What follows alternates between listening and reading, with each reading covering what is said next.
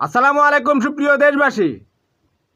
সাবেক সেনাপ্রধান বীর মুক্তিযোদ্ধা প্রেসিডেন্ট জিয়াউর রহমানের সুযোগ্য স্ত্রী, যিনি কিনা 3বারের প্রধানমন্ত্রী ছিলেন, বেগম খালেদা জিয়া বলেছিলেন গোপালগঞ্জের নাম পরিবর্তন করে দিতে হবে। তিনি অনেক আগে এই গোপালীদেরকে চিনতে পেরেছে। এরা কতটুকু ভয়ঙ্কর, উগ্র এবং জঙ্গি, এদেরকে কোনো রকম ছাড় দেওয়া যাবে না। ফজলুল বাড়ির ইউটিউব চ্যানেলে দেখলাম বাদন নামক এক আওয়ামী জঙ্গি বলছে গোপালগঞ্জ থেকে কেউ বের হতে পারবে না। কতটুকু গৌরবের সাথে সে বলছে। এ সমস্ত জঙ্গিদেরকে মূলোৎপাটন করতে হবে।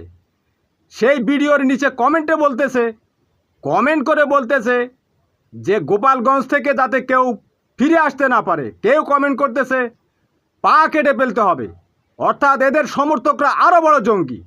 এরা প্রত্যেকটা একটা শেখ হাসিনা, একটা গডফাদার শামীম ওসমান, একটা গডফাদার নাসিম ওসমান,